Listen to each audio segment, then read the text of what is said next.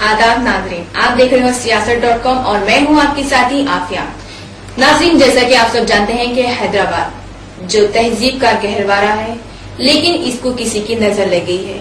27 तारीख की शब 2010 को फिरके वाराना तशद्दुद फूट पड़ा था, जिसकी लपेट में बहुत सारी आवाम आ चुकी है।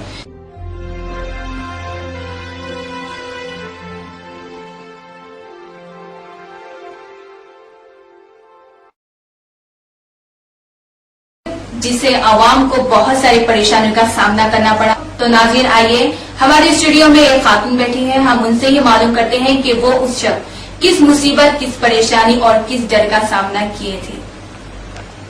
तो आइए नाज़रीन, हम सुनते हैं उनकी कहानी उन्हीं की जुबानी।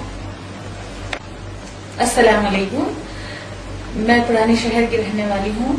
मेरा घर ओल्ड सिटी में है, जहाँ पर सिर्फ मुसलमानों के 2 ही घर हैं। 27 की रात जब हम 10 बजे के टाइम घर पे सो रहे थे, अचानक हमारे पड़ोसी आके कहते हैं कि उठो, गड़बड़ हो रही है। तो हम जब उठ जाते हैं और हमारे गेट को हम लॉक लगा दिए और हम लोग डर के अंदर बैठे हुए हैं और हमारे घर में कोई मर्द हजरात नहीं थे। और हमारे बाजू ही एक और घर है जहाँ से खतरमबाजी शुरू हो गई। जिस तरह बारिश होती है और जिस तरह हमारे पास किसी का कॉल आता और ज्यादा बंदे आना शुरू हो जाते।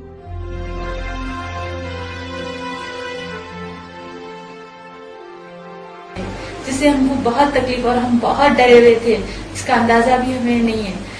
और हम इस तरह से डरे हुए और हमारा घर, हमारे बाजू वालों के घर में दरवाजों को तोड़ दिया गया, आग लगा दी गई और बंदे इस तरह से आए कि बच्चे भी थे उनके, जो 2 महीने की लड़की थी, जो उस बच्ची को लेके वो घर में से कांपती हुई, थरथराती हुई निकलती है खवातीन। और एक बूढ़ी उनकी सास भी थे, जो उन्होंने भी बड़ी मुश्किल से निकले। और हम लोग इतना डरे हुए हैं कि हम बता भी नहीं सकते। वो बच्चे तो घर के बाहर भी नहीं निकल रहे। कोई दूसरे लोग आए और उधर से पुलिस की गाड़ी आती है और कहते कि कुछ लोग आए पुलिस की, हम लोग हैं, आप डरो मत, उनका नाम बोलते, पुलिस आ रही, भागो भागो बोल के भाग जाते सब। तो मोहतरमा, हमें बताइए कि जिस तरह आप बता रहे थे कि किस तरह आप लोगों को डर और परेशानी का सामना करना पड़ा, तो आप उस डर और परेशानी के बीच किसी को मदद के लिए बुलाए या किसी को अपनी मदद के लिए अपनी परेशानी बताई या किसी को बुलाए, तो आपकी मदद के लिए कोई आए क्या उस वक्त? जी हाँ, मैं अपने भाई को कॉल की थी और वहाँ से उन्होंने किसी और को लेकर आके हमें बाहर निकाले। और हम लोग बहुत डरे हुए थे उस टाइम पे। हम दरवाजा नहीं खोल रहे थे, हमारी गेट नहीं खोल रहे थे। तो वो अपना नाम बताए, तो फिर हम लोग निकले बड़ी मुश्किल से। मोहतरमा, आप हमें बताइए कि अब इस वक्त वहाँ का माहौल कैसा है? आप कितने साल से वहाँ पर रह रहे हैं? अब हम लोग तकरीबन 30 साल से रहते हैं वहाँ पर। तो ये फिसाद हुआ, ये पहली बार हुआ आप लोगों के पास? जी नहीं, इससे पहले भी 3 मरतबा हो चुका। तो अब आप क्या सोचते हैं कि वहाँ से आप लोग घर बदलना चाहेंगे या फिर वहीं पर रहना चाहेंगे? हम लोग तो घर बदलना नहीं चाहेंगे।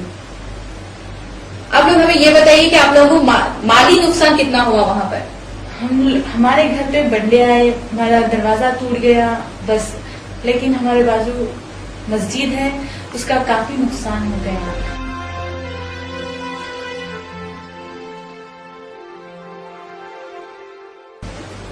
अब वहाँ का माहौल कैसा है? लोग हमें हैरत ज़दा नजरों से देखते हैं। ये बताइए कि जिस तरह आपके घर पर पत्थर की बरसात हो रही थी, उस वक्त क्या वहाँ पर पुलिस थी? पुलिस तो नहीं थी उस वक्त। या फिर आगे के टाइम पे वो आई आपकी मदद के लिए? वो लोग जब गड़बड़ कर रहे थे उस वक्त पुलिस की हॉर्न सुन के वो लोग भाग गए। तो ये जो फिसाद हो रहा था, वहाँ पे पुलिस की कार्रवाई चल रही थी या फिर? पुलिस की कार्रवाई चल रही थी, फिर भी वो लोग किए। तो ये सब पुलिस की नाक के नीचे हो रहा था नाज़रीन।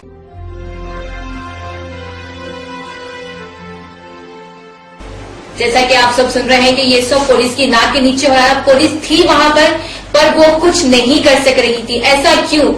बहुत सारी पुलिस है लेकिन कोई किसी की मदद के लिए सामने नहीं आई। पर जब भी पूछा जाता है ये कहा जाता है कि पुलिस कम है, हमारे पास स्टाफ कम है। तो जितने भी हैं हमारे पास, हम ये कहना चाहते हैं हुकूमत से कि उन्हें सही से पुलिस का इस्तेमाल करना नहीं आता। ہم بس یہی کہنا چاہتے ہیں کہ جس طرح پریشان غریب عوام کو اس کا سامنا کرنا پڑا ہے تو ہم آگے سے یہ امید کرتے ہیں کہ ایسا بالکل نہ ہو، کیونکہ ہم مسلمان بہت سارے تکلیف سہ چکے ہیں، آگے ایسا بالکل بھی نہیں ہوگا۔ جو فرقے وارانہ فساد ہوا ہے تو آپ اس کو کس نظریے سے دیکھتے ہیں؟ جس طرح آپ نہیں بلکہ بہت ساری ایسی عوام ہے جو اس کا سامنا کر چکی ہے، اس مصیبت حالات کو جھیل چکی ہے، تو آپ لوگ ہمیں یہ بتائیے کہ آپ لوگ اس کے لیے کس سے ذمہ دار سمجھتے ہیں؟ یہ ایک پولیٹیکل پلاننگ ہے، آئی تھنک سو۔ مطلب آپ کو ایسا کیوں دکھائی دیتا ہے کہ یہ ایک پولیٹیکل پلاننگ ہے؟ یہ ایک پلاننگ کے تحت کیا جاتا ہے، آپ لوگ ایسا سوچتے ہیں، مگر کہ کیوں ایسے کیا وجوہات ہوئے جو آپ لوگ ایسا سوچنے پر مجبور ہو گئے ہیں کہ یہ ایک پولیٹیکل پلاننگ تھی؟